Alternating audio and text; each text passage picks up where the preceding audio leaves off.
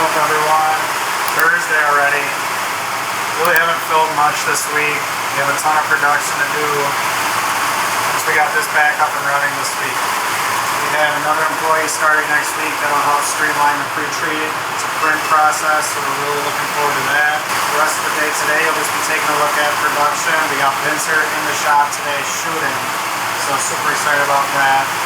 And yeah, let's get to it. Right now we got two products being made. We've got some big panels for a side board, probably show you guys these. Then we've got some foot pants going on right now. We've got the green ones, we call them WDT, and I've already finished the gray ones. We've got two great products, especially as the fall comes around for any sweatpants. Looks great.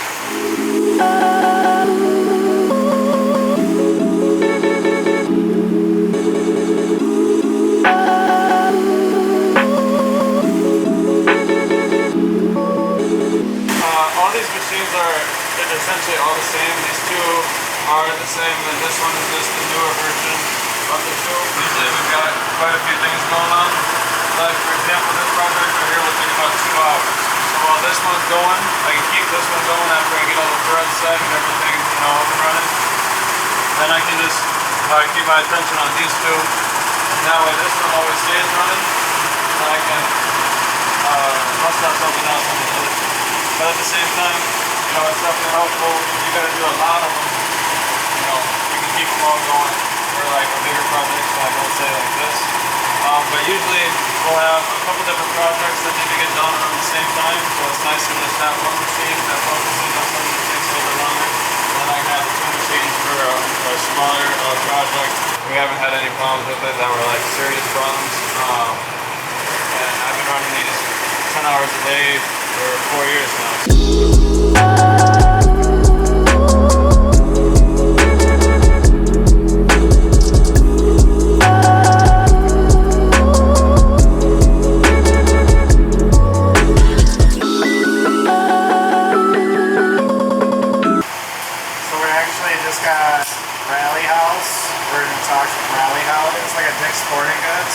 They just do like merch, college merch, and professional sports merch. So they have 5 stores in Wisconsin and then 8 in Iowa. So starting a wholesale account with them, probably be 10,000 unit orders. That's fire. So that'll be hopefully later this year, if not this week. This school's been crazy. I mean, it's kind of to the point where either we keep production in-house, scale production really quickly, or we start outsourcing that production so that we can keep the creative flow here. Because you lose that creative flow when like doing all these units. There doesn't need to be embroidering if you could be designing, Yeah. So we're kind of at that crossroads where it's like ironized egos, for lack of a better term, want to keep it in-house. Wow, it might make more sense to start to offshore that. I think both like retail in Williamsburg for like some of that more SWS designs, but also like to open a blank store in the fashion district. We also print, we also embroider. If you want that done, or one-stop shop blank to production. I think having that in the fashion district is something I would aspire to accomplish, just because we go there to buy blanks, we go there to do that already. Why not be the one who's providing? I mean, you can literally go to the hat store and across the street is an embroidery shop. It would be fun to be in there. It's hectic on 34th, it's hectic up where the garment district is, but I think that there's a hole in the market there for something that's more curated. It's like, here's the jersey, here's what we designed on the jersey, and have both options available. It's going to Iowa for pop-up, because we just got the Iowa license. Yes! Fire on the roads, selfie stick. Big time. Sweet. No, I'll fly in to Madison, pick up June, and then from there we'll go to my farm in Iowa, pick up the inventory that we sent to the farm, and then go to Iowa City.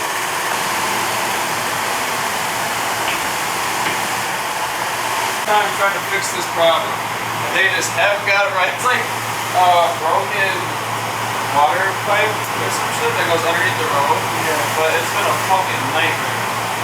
And like, first they tried to send like definitely a crew of some guys who I wouldn't want to fix. You know what I'm saying? And then like, now it's gotten a little bit more serious, and now they got fucking, you know, the whole team out there now. So listen.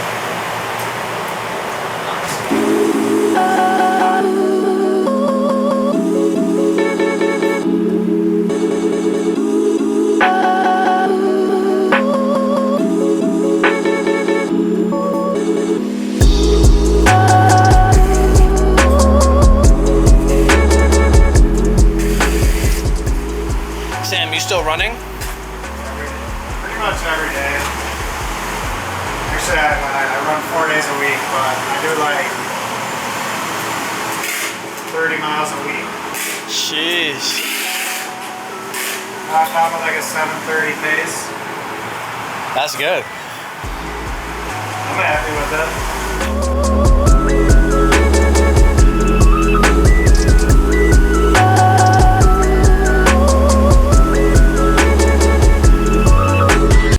Break it down, Brian. What's going on down here? So right here on the first rack, we've got our American Apparel 1301 t-shirts, white, and then the miscellaneous colors. These are shirts that we kind of use not as often as our LA blanks, but enough to keep a decent stock on them. So all down here we've got the vintage pants, jackets, tees, crews that we plan to do like a one-off with. Have those in the shop as kind of like, you know, available until someone buys it. All that stuff is kind of stuff that we've thrifted or got from Depop or, you know, a couple different places like that. Just to add like some unique pieces to the store that not everyone can get. In this next row, we've got all WDT finished stuff. So going from small to 2XL on the bottom, we've got fleece. So we've got the green Badger Bear hoodie and a couple miscellaneous stuff like that. Up here we've got shirts, so we've got the Badger Bears. And then coming up here, we've got things like the Camp Randall 500 tee, crowd favorite. All of these over here is essentially hoodies and crew necks for the wholesale order that we are currently in production with. So all of this is going to have to come upstairs as we start to chop that down. Moving back here, we've got WDT blanks. So we've got our camel hat blanks, we've got the women's tops blanks, and then fleece blanks as well. Coming back here is our hat shelf. So all hat blanks that we started to carry. A whole bunch of autos in various colors. We've got the natural in navy. We've got the natural in red. Definitely a popular hat. Go look on playgroundprinting.com to get those.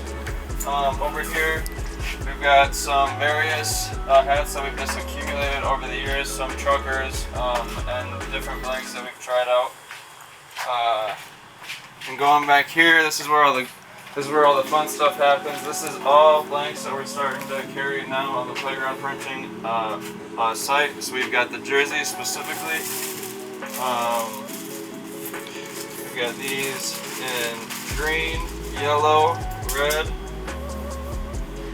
a royal, a black, and a white. Also available on playgroundprinting.com. And then back here for our the final shelf, we've just kind of got some miscellaneous blanks that we've accrued over time, some Champion zip-ups that we're hoping to use for the Wisconsin brand, and then all this is stuff that we drop shipped for brands like Gangsters by Flowers and a couple other people like that. That whole back corner is Maxime.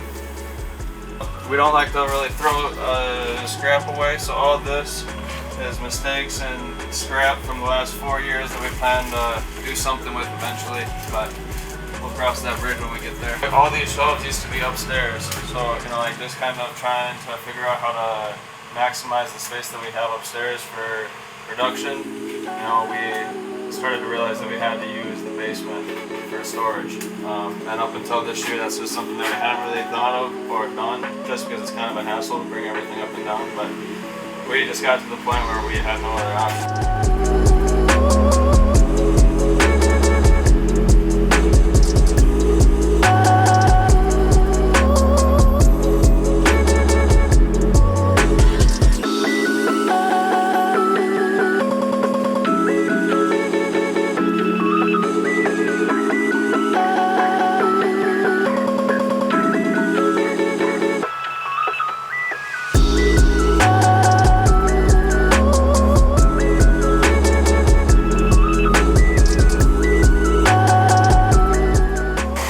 If you could give somebody who's starting a brand some advice in terms of printing etiquette, what would it be? It depends. If you're getting screen printing, always provide a vector image, or if you're just doing a rasterized image, have those steps ready to go.